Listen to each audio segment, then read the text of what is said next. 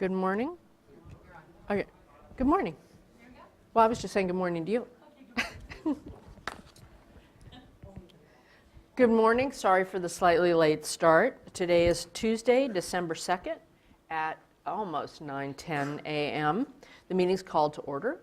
I'm Felicia Marcus, Chair of the Board. To my left is Vice Chair Fran Spivey Weber, and to her left, Board Member Didi Diadamo. To my right, Board Member Tam Dodak, and to her right, Board Member Steve Moore. Mr. Howard, will you introduce the staff that are assisting you this morning? Thank you. To my right, Chief Deputies John Bishop and Karen Turgovich. To my left, Chief Counsel Michael Laufer. Assisting the board today are Janine Townsend and Courtney Davis. Terrific. For those of you who haven't been with us before, emergency evacuation procedures for the buildings, look for the exit nearest you. If you're an emergency sound, gather your stuff, exit carefully. And then we gather in Cesar Chavez Park over near J and 10th. I don't know why I always have to remember what corner that is. If you want to know when the all clear comes to come back. Also, the meeting's being webcast and recorded, so if you could set any of your noise-making devices on stun or on silent, that would be terrific. And also, when you come up to speak in the microphone, it's very important that you get very close to it because we want to make sure that people on the webcast and in the back of the room can hear you. Even if we can hear you, it's also important that they can hear you, and it's not a natural thing.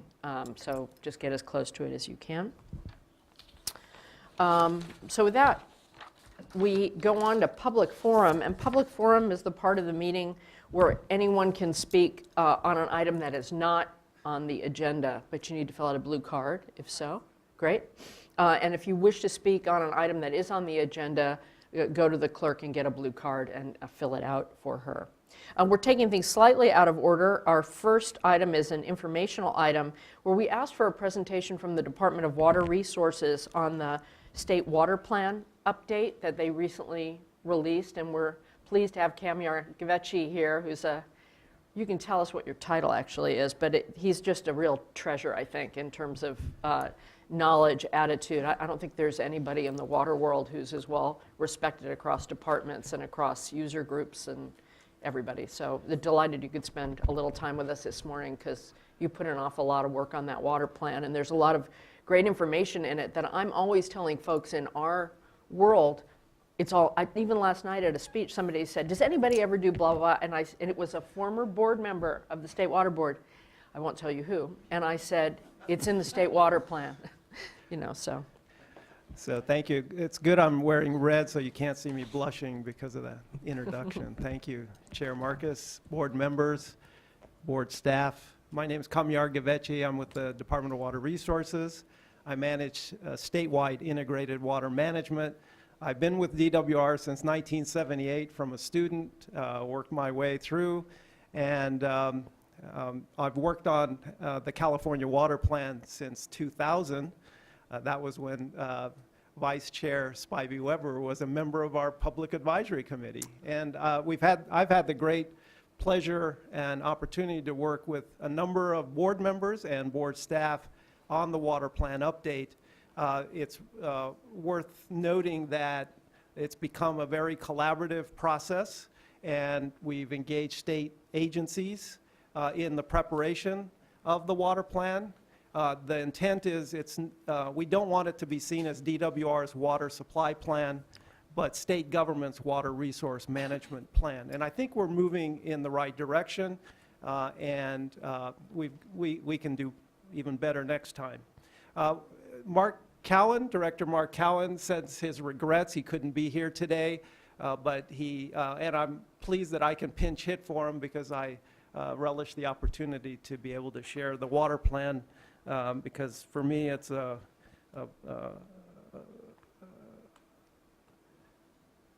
task of joy. Mm-hmm. So what I'd like to do is, first of all, give some acknowledgments because I do have here Paul Macera, the program manager, and Lou Moeller, the project manager of the water plan, as well as probably listening in Jose Alarcon, who led the water quality work team, and he worked very closely with a number of board staff on the water plan update.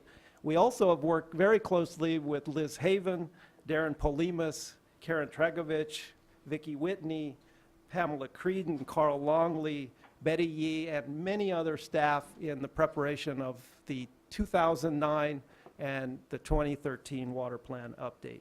So my hope is that as we move forward to work on the 2018 water plan, in the context of the Governor's Water Action Plan, we will even work more closely and more extensively together on California water solutions.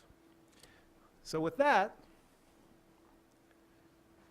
you are well aware of all the activity of this administration in response to the drought, improving water management, and I've wanted to just underscore that throughout the last couple of years, the preparation of the Governor's Water Action Plan, the California Water Plan, and our drought response has been interwoven and has benefited from each other. So, Although, Kamyar, yes. you know who's standing outside the picture on the right there? Did they That you cut cropped? you from the They photo? cut me out of your picture. You know, thank you for telling me that. Just thought That was an official I was photo, trying to figure out right? when I saw this, what, before, I thought, what's wrong with that picture? Do you have the one with you in it? Somewhere, yeah. I Okay, think. please send it and I will change it on this. Because you deserve to be in that photo. Thank you for telling me, Chair. I had no idea. So the Governor's Water Action Plan, you know, has become the context for state government water management work last year and for the next 4 years. What I tell folks in my briefings is if you want to know what state government's going to be doing on California water, read the 19-page Governor's Water Action Plan. Those are the priorities, and we state agencies are reorganizing our work and our funding in the context of the 10 actions of the Water Action Plan to achieve the reliability of water, the restoration of our environmental resources, and to make sure our water systems are resilient moving forward. I don't have time to go over the 10 actions, but the other thing I share with folks, because I have a little gray hair and lost some, since 1978, when I've worked with the state, every administration has had a water initiative. This is the most comprehensive water initiative that I have seen. And I believe it's really going to help usher in a new era of partnership and integrated water management, which is becoming the theme of not just the California Water Plan, but California water planning. So I like to share with folks that the water plan and I turned 57 this year. In 1957, Bulletin 3 came out. We've updated it 10 times, and the 2013 update is the most recent one. There, as I mentioned, a strong nexus between the content of this update and the Governor's Water Action Plan. The other thing I like to tell folks, though, is the Water Code says that while we have to update the water plan, no mandates, no authorizations automatically. And I've always thought this is the legislature's way of saying the executive branch has to develop the plan, but you can't implement it unilaterally. You have to work with the legislature and get the funding. So that's why having collaborative recommendations is all the more important to be able to get the support. And the content of the water plan is very deep, over 3,500 pages. We've divvied it up into volumes based on their intended readership, the strategic plan, the 30 resource management strategies, 12 regional reports, future and current water portfolios, and a lot of technical information. And not only was the timing right that the water plan public review draft help frame the Governor's Water Action Plan, or at least inform it, the content of the plan can now help implement the 10 priority actions. So one of the handouts I've brought for you and are in the back for folks here is what I like to call the water plan placemat. Yours is not laminated, but if you do laminate it, it will serve as a very nice placemat and could be a stocking stuffer. On one side, it lays out the 5 key messages of Update 2013, shown on this slide, and the fact that water is very important in California, that our system is extremely complex and in crisis, that we have to take a diverse portfolio approach to address these many problems, and that the solutions have to be framed in the context of better integration, better government alignment, and more effective investment in innovation and infrastructure. And in fact, those have become the 3 themes of Update 2013, and I'll talk a little bit more about that later. The last bullet is extremely important. Every Californian has a role to play to make our water system and the environments that depend on it and the economy that is very based on our water resources to be successful. So on the back of the placemat, it is a 2-sided placemat, we have provided a cross-reference table that shows the 10 actions of the Governor's Water Action Plan along the top in green, and then the content in the water plan that would help implement those actions. So this is kind of like a smart index to Update 2013 through the lens of the Governor's Water Action Plan. So the base or the intended outcome of the water plan, if we were to implement its actions, is to improve public safety, to foster environmental stewardship, and to have a more stable economic economy in California. So it's really based on the 3 E's of sustainability. These are the 3 themes I mentioned. We have to double down on integrated water management.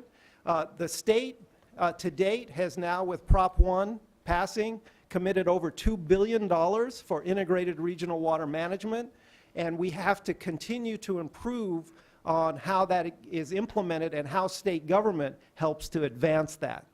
The second is, as we've talked with folks, is the fact that to do integrated water management, government has to rethink our policies, our programs, our regulations, so that integrated multi-benefit approaches can actually be expedited or even considered. Many of our policies, plans, and regulations were developed in silos, and what we're hearing from the project proponents is when they go to get the necessary clearances and permits to do these multi-benefit projects, it's very time-consuming and sometimes frustratingly impossible. And then the third theme is we have to invest in innovation and infrastructure, and by innovation we mean both green infrastructure, watersheds, ecosystems, as well as the gray constructed. So a call to integrate. This is a recognition that interconnected systems, that's the way the world is, requires integrated solutions. And as I mentioned, based on the investments of the state, we now have 48 regional water management groups that represents or covers 87% of California land and watersheds, and almost 99% of our population. These groups came together because of state investments in integrated incentives in integrated regional water management. The intent is to have 3 or more entities on a regional scale come together, develop integrated plans, leverage their resources, and mix and match their problems and assets, which opens up a whole new set of opportunities that individuals never realized, or it would have been too costly. And then the bottom line bullet is we really need and are encouraging regions to become more self-reliant as they develop and grow in the future. Don't look great distances for your water resources. Develop what you have first and foremost. And this these bar graphs shows where the investments of the state have gone to date. I'm not going to go over all of it, but the important thing is these are the 10 hydrologic regions. The light part of the bar on top is the amount of money that the state has invested through integrated regional water management. The dark part of the bar is how much the locals have brought to the table. For every $1 that the state has invested, the local regional groups have brought $4 to $5. And so this is really evidence that this program is working, and the pie chart shows the many types of benefits that these projects are providing. So this is a biggie. We have to integrate our flood management along with our water supply and water quality management. For far too long, they have been working in silos. We now have to find ways to reduce our flood risk, attenuate flood peaks, while at the same time recharging our groundwater basins and improving our floodplain ecosystems. It can be done, but it does take that integrated, coordinated planning. And this is the biggie for California, is we have to bring land use planning, which is cities and counties, with water planning, our water agencies, our flood agencies, and integrated regional water management groups already are showing evidence, like San Diego, where the city, county, and the water authority are working together to cross-pollinate. So I mentioned alignment is critical, and in the water plan, we actually have one of the 17 objectives, and its recommendations are ways that state government and federal government can improve the way we plan, the way we set policy and regulations to support integrated water management. And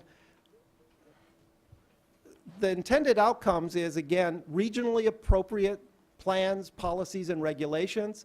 That's the one thing that sometimes at state government level we forget, is a one-size-fits-all approach does not work in California.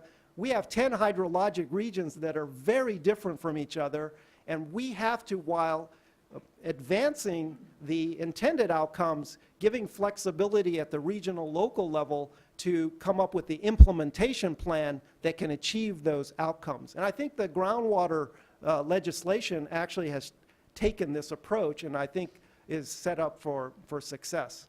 The last part of this slide is showing that the water plan is trying to practice what it's preaching. We now have the State Agency Steering Committee with 28 state government entities working, including the Water Board and Cal EPA. As a result, we've been able to bring together 40 of their plans, our plans, and feature their recommendations in the water plan in one place in a way that makes sense. We've also worked with the federal government, primarily through the Biodiversity Council members. And again, what I like to say is we are now getting a lot of free advice. So if we are willing to listen to the experts, the water plan gets informed and becomes better. Investment. This is a line chart that shows the investment on the local, state, and federal level over the since 1995. The important part is at the far right. Currently, the local regional entities are spending about $18 billion a year on integrated water management. That's all aspects. The state just above $2 billion, and the Fed a little under $1 billion. So if you add that up, it's $21 billion per year. And what the water plan says, if we continue to invest $20 billion a year, $200 billion over the next decade, that's needed, but it's just going to hold our own. What we probably need is more in the realm of $500 billion to make the necessary improvements that the Governor's Water Action Plan is calling for. So what do we mean by innovation and investment? In the water plan, innovation is very broadly defined. Improving governance of water, improving the way we plan and engage the public, improving the way we exchange data and information, and improving the way we leverage new technologies to do the same thing more cost effectively. And then on the infrastructure side, as I mentioned, both green infrastructure, gray infrastructure, the state has a responsibility to continue to cost share and drive the direction of investments in water. And what I would argue is the innovation actions are in the hundreds of millions of dollars. The infrastructure investments are in the hundreds of billions of dollars. And yet, when push comes to shove on funding, the innovation actions are the ones that are first shorted. And yet, they're the ones that if the state even unilaterally invested in, could provide a strong foundation for better infrastructure decisions at the local and regional level. No, this is So- good. Oh, Kamyar, could I Yes, you- interject a little bit? Please. So, yeah, in terms of, those are maybe scary numbers for some folks, in terms of billions of dollars that we need to come up with. But at the same time, we've got some stories in the last decade of public investment on the order of $100 million or so in the Napa River, to give you an example. And I talked to Congressman Mike Thompson, and I said, how much private investment has occurred due to the improvements in downtown Napa and those investments in flood control and multi-benefit projects? He says over $1 billion. So in other words, of private money. So the 100 million of public investment resulted in $1 billion in private investment and economy. I just thought I'd see if you have anything to add in other parts of the state or in terms of that multiplying effect on the economy of water Absolutely. resource investment. And the slide that I showed earlier was trying to convey that just in the IRWM funding program, we can see that multiplier effect. And the investments are in a common and integrated direction. The other thing we do lay out in the water plan is the consequence of inaction. So it's not like if we don't do anything, everything will kind of work its way out. The reality is it's going to become more and more costly the longer we wait to make these strategic and necessary investments. And on the topic of investment, this update of the water plan, for the first time, has a water financing framework laid out in Volume 1, Chapter 7. We had originally intended to have an investment plan. The reality is we just couldn't get there in Update 2013 because we found out that people even have difficulty talking about this topic. People talk past each other. And so what we did is laid out an 8-step process, working with the stakeholders, coming up with terminology, laying out guiding principles, and the attributes that future conversations about how to finance water should include. So we're laying the foundations for what we would work on in Update 2018, and even the governor's Water Action Plan, Action 10, is precisely about this topic.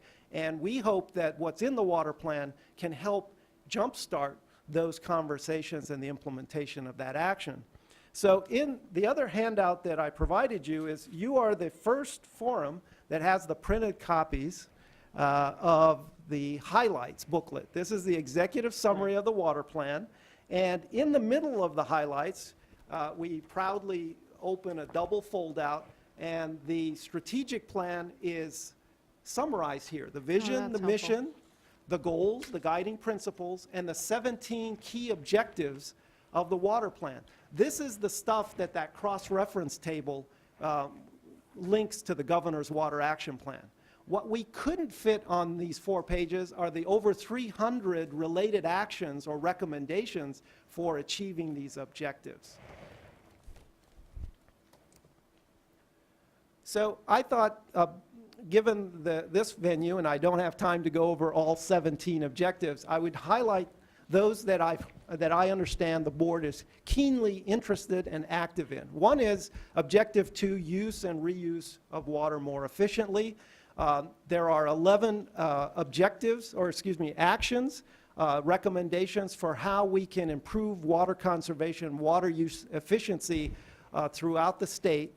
And we actually push the envelope, just like the governor's water action plan, to say meeting the 20 by 2020, the 20% reduction in per capita urban water use by 2020 is great, and we got to push for that. But we've got to even look beyond that. And as we look toward 2030, let's keep total water use constant at the 2020 level that we would have achieved. And what that basically results in is a 30% reduction by 2030. So we've got to continue to push this conservation ethic in California and remind ourselves that on average, our regions use about 180 to 90 gallons per person per day. Compare that to Australia, which is around 75 to 80 gallons per person per day, and Israel, that's around 55. So we have a lot of potential throughout the state, particularly in outdoor water conservation measures in this realm. The other objective is expanding the conjunctive management of multiple supplies. And this is really important in that It's talking about using groundwater storage in an integrated fashion with surface water, recycled water, storm water, to have a kind of a portfolio approach to how we would store and manage water into the future. And this update of the water plan has more on groundwater than any other water plan before. Even before there was talk of the groundwater legislation, we had put together, that's the big we, a groundwater caucus of over 50 people that helped us with the recommendations. And I'm proud to say that these recommendations are totally consistent and frame where the groundwater legislation is taking us. So this just summarizes what the groundwater legislation is asking us to do. I know you're very familiar with this. I just wanted to point out this is a phased process, and in phase 3, it requires that people prepare water budgets, not groundwater budgets, but water budgets. And that is going to require a knowledge of all of their supply and use aspects and where they have data, and more importantly, where they are lacking on data. And I think that's really the most important tool that the legislation lays out for us to plan on groundwater. Now, on this topic, this is now ComYAR speaking, not the Department of Water Resources, but having worked on this, there are 2 topics or recommendations that I think could really help us. One is, if we're really serious about recovering groundwater overdraft, the state should seriously look at making groundwater recharge a beneficial use throughout the state. We have to acknowledge that recharge is an important activity. It is beneficial in and of itself to recover groundwater overdraft. To take it a step further, I would suggest that we also consider it a public benefit to use state funding to recover critical and medium overdrafted basins. So as we look at expending the Prop 1 funding, let's consider using state funding to incentivize the recovery of overdraft, not for the purpose of drawing it out, but for the purpose of building up back the groundwater levels. And just as groundwater banking operations do now, when people put water in the ground, they are required to leave at least 10% and sometimes more of that water in the basin, so it is controllable or measurable. And if the state were to cost share and incentivize recharge, we could ask that that water stay in the basin for the purpose of improving water quality and groundwater levels. That's the end of my advertisement. Objective 4, protecting and restoring surface and groundwater quality. And this is near and dear to your hearts. And we work very closely with the water boards and at that time drinking water program to come up with the recommendations here. One of the companion documents reports for this is the Californians Without Safe Water and Sanitation, which was updated. It was first done in 2005 and we just updated it for the 2013. Jose Alarcon was the editor that pulled all of this together, and I think it's a huge resource moving forward. So here is the toolbox. 30+ resource management strategies in one place that describe all of the different ways that we know of to reduce water demand, improve efficiency, augment supplies, improve flood management, improve water quality, and I highlighted those in yellow so that you see them. And those chapters, again, were developed in close partnership with the water board staff. Also, practicing resource stewardship. These are the land-based activities that are affected by or affect water. Ag land stewardship, ecosystem restoration, forest management, land use planning, recharge area protection. For the first time, we've added sediment management, watershed management, and then the other people and culture dimension, which we often forget about, which we added outreach and engagement and water and culture in addition to the water-dependent recreation. There's a chapter on each one of these, the implementation issues that people say they're having with them, and recommendations for how to improve those. So for more information, We have a pretty user-friendly website, and then I also always like to push the Water Plan e-news, one-page weekly electronic newsletter. It comes into your inbox, and hopefully, and then we've added a weekly splash because of the very extensive content of the Water Plan to provide hooks for people on topics to further explore the Water Plan. So with that, I'd be happy to take any questions or comments. Go ahead. Yeah. Thank you. Thank you, Kamyar. You're such an effective spokesperson for the overall water picture in our state, and I thank you for your vision and your dedication. And I just, it's great to have you here, and it's great to get an update on the water plan. Also, one of the themes that you've emphasized is state agency alignment, and it's a theme I try to echo. I echo a lot of, I don't have an original thought on this stuff. This all comes from Kamyar and his colleagues. That's not true. I learned from you, Steve. But I echo this theme of alignment because I think that creates more effectiveness at local and state levels. And you mentioned the different plans, which is a real important process, I think. And were you able to engage, or is this an area that we can maybe make some progress in the next few years about engaging the basin plans of the regional water boards in this exercise? Were you able to kind of get into that? And then do you see some opportunities? I'll actually, in my board member report later, I'll talk about 2 triennial reviews that are underway and how it relates to the water plan and things that regional boards are doing that are in line with what you're talking about. Yeah. So do you have any comments on that? The short answer is the featured, what we call the feature state companion plans, include the basin plans. So they were, and the way we came up with those 37 was the state agency steering committee members actually nominated their plans to be featured in the water plan. And so the water boards did advance the basin plans. We can do a lot better at mining and pulling more information out of the basin plans into the water plan. And in fact, one of the recommendations has been better integration and coordination of the updates of the basin plans with the updates of the water plan. And I don't know if Tom Howard remembers this, but back in 2007, when we came hat in hand to then 19 other entities to join for the first time the State Agency Steering Committee, when we met with the Water Board, I had come across a water code citation that said, when the basin plans are adopted, they become part of the California Water Plan. And that had kind of been lost. So when Port Cologne was done, the first water plan after that, in 71, 72, actually had a chapter on the basin plans. After that, we kind of lost that institutional knowledge. From 2005, working with the water boards on the water plan, we've now begun to reintegrate that. And again, we've got to continue to improve that going forward. Yeah, and I would say it's kind of a two-way street because, yeah, there's a lot to be mined there to inform the water plan. There's a lot that the basin plans can do to also grow in the forthcoming years to bring in concepts of integrated water management.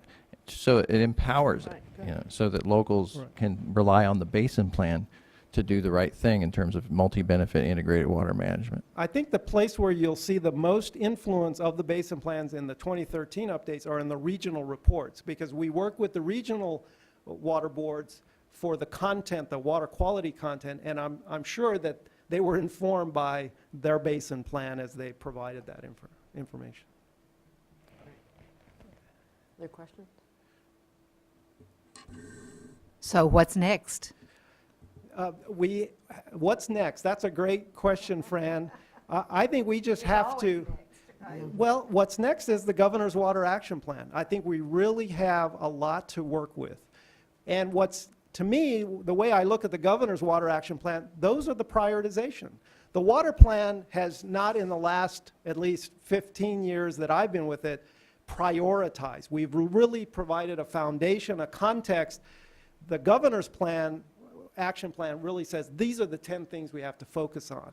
And so I would offer that we as state government should really focus on implementing those, and I offer the content of the water plan as, again, ways to help us in that implementation.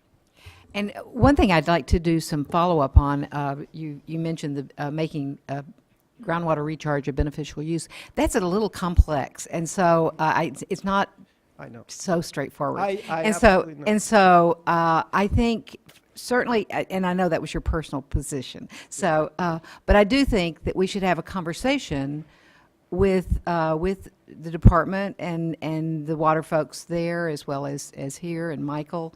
I'm looking at you, so that we can talk this through, because, like I say, it's complex. Yeah, I appreciate that the anti-degradation policy is kind of at the heart of what's makes it complex and difficult, because you have the native constituents of a groundwater basin, and bringing in another supply, even though it might reduce the salinity of that basin, if it were to change the constituents, that can be thought of as degradation.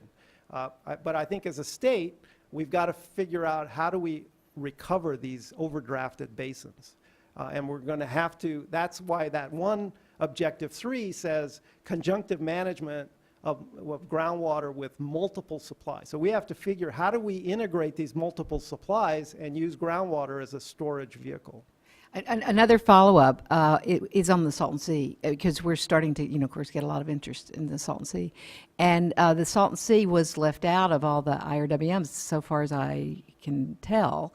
And it's got lots of problems and lots of needs. And so that's another kind of follow-up item that we will need to focus on.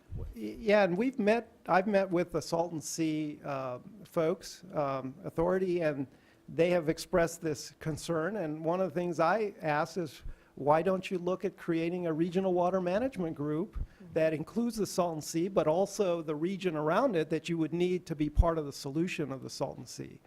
And so that would be what the state, I would advocate, and that would strengthen their, and I think the Salton Sea Authority is kind of the kernel of that, and they just have to expand it and consider themselves a water management group, and then they can compete for state funding to help them do those things. Well, thank you, Camille. The other thing I'll mention for folks who are listening on the web, too, because it's part of why we wanted to be able to give you also another forum to get the word out about this comprehensive document. And you just gave us the highlights, obviously, of a very big thing, but it's chock full of the actual data and numbers. And it's just an incredible resource.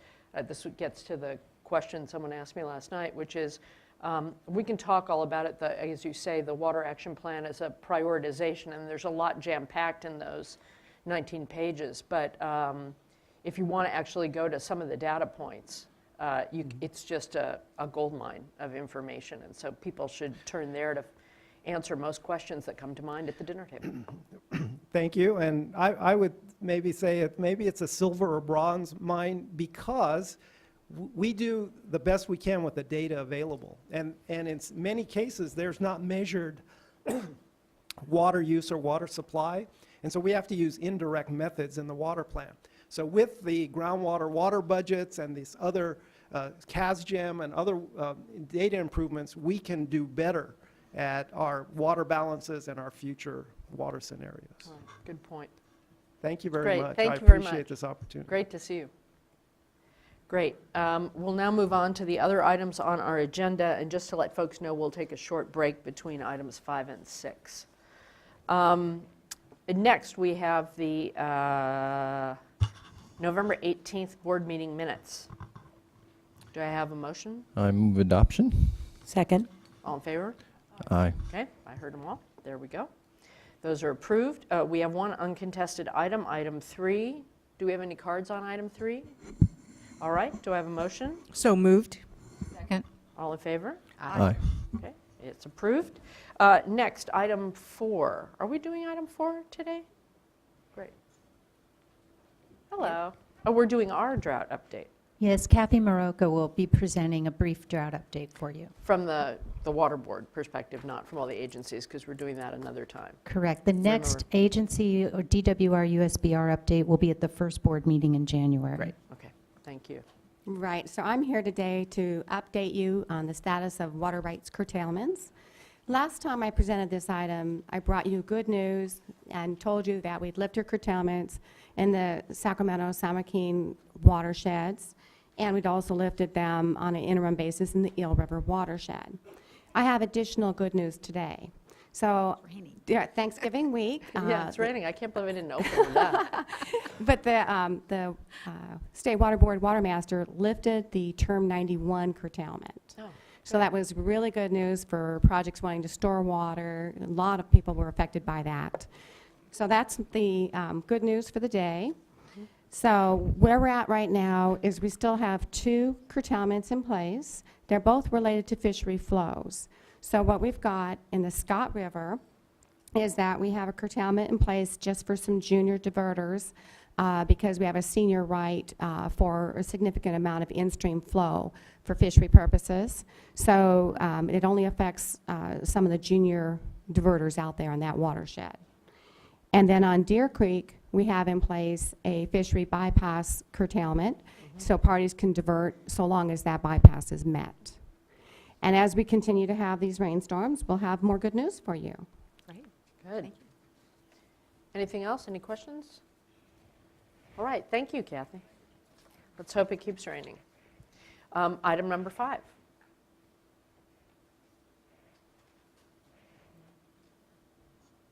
I think we took them by surprise because we went faster than we thought. Great.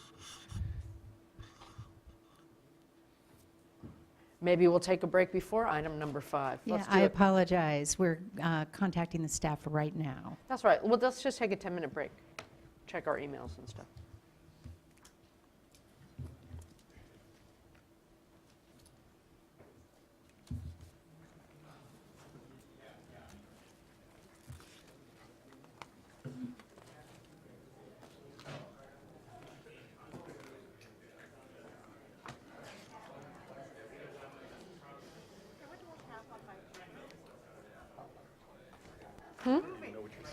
What's moving?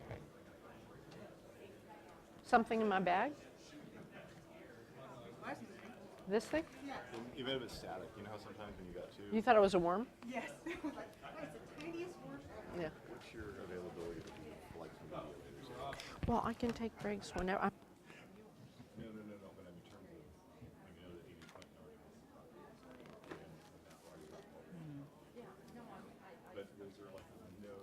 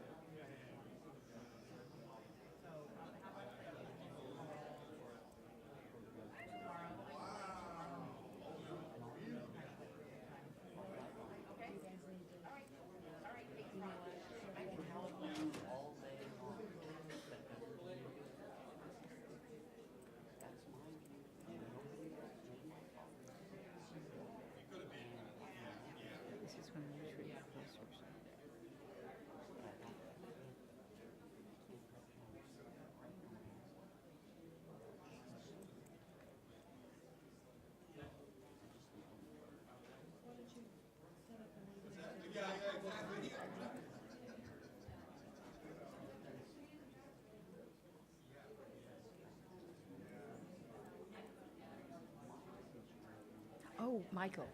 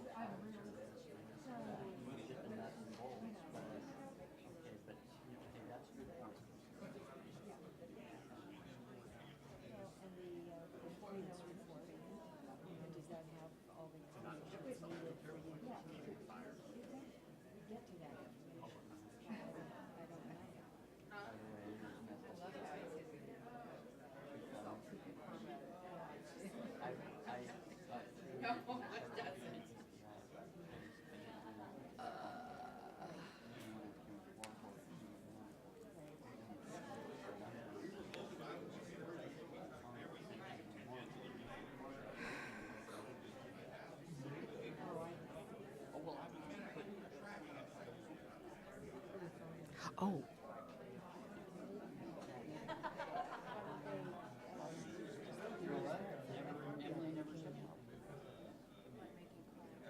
To those who didn't get selected for what? Yeah. I think I get it. Right. Oh, good. Yeah. Yeah, you're right.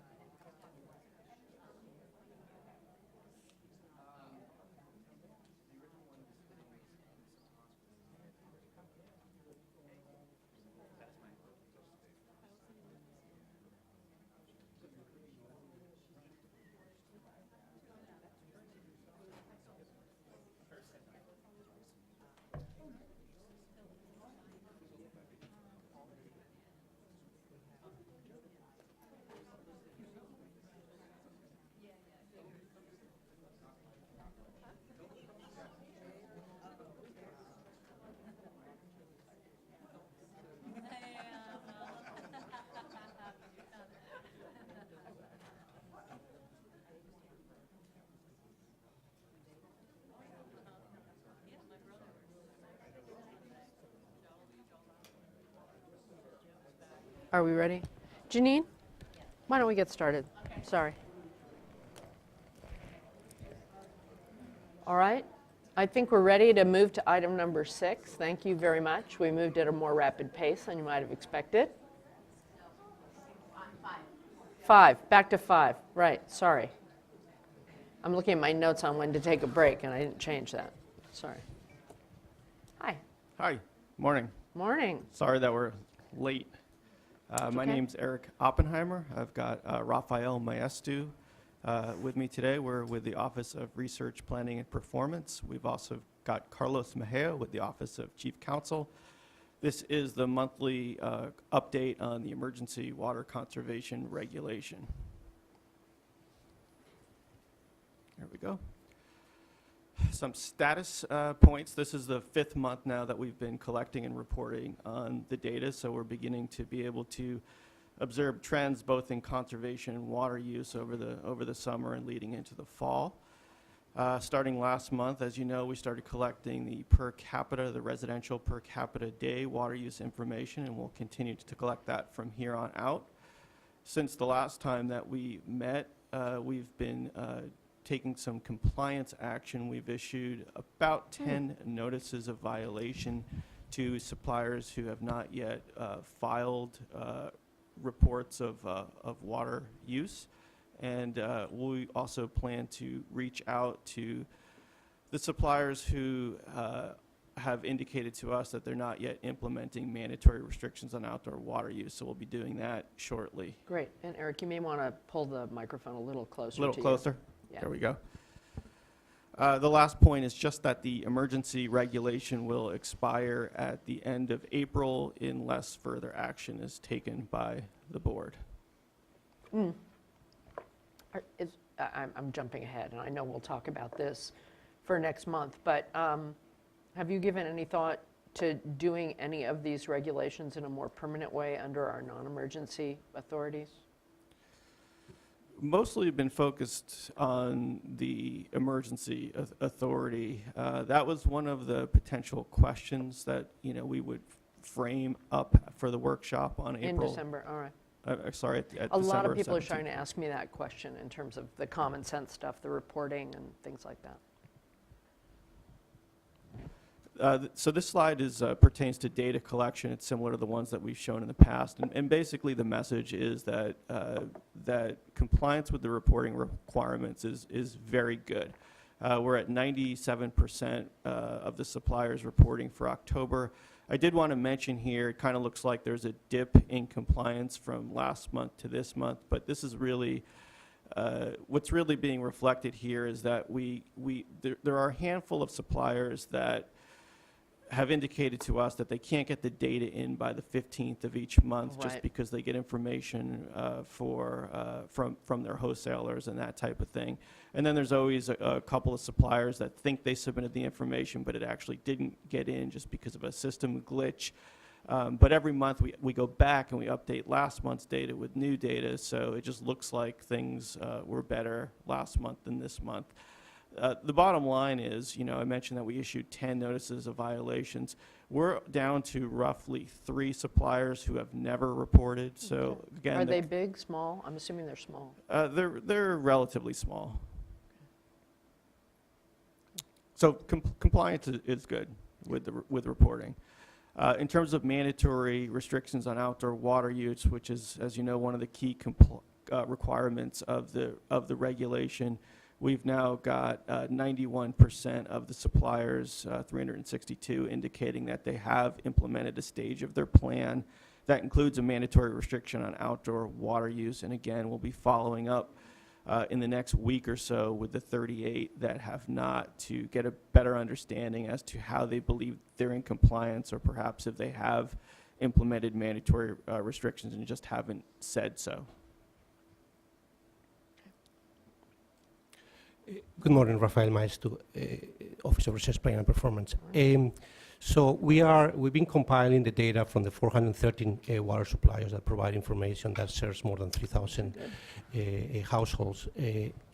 And we can see the trend now is going down in terms of absolute, water production.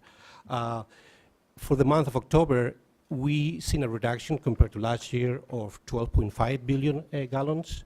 Overall, since we started the tracking the data since June, we've seen savings compared to 2013 of 90 billion gallons.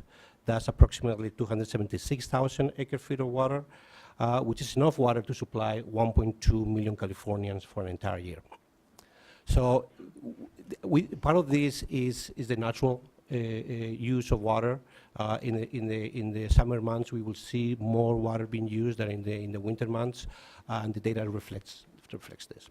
But let's stay on this for a minute. So this helps illustrate, the percentage is, you'll get to this, I guess, smaller, but the actual amount of water's lower. I mean, this graph is really helpful, and so hopefully this is going to be posted somewhere.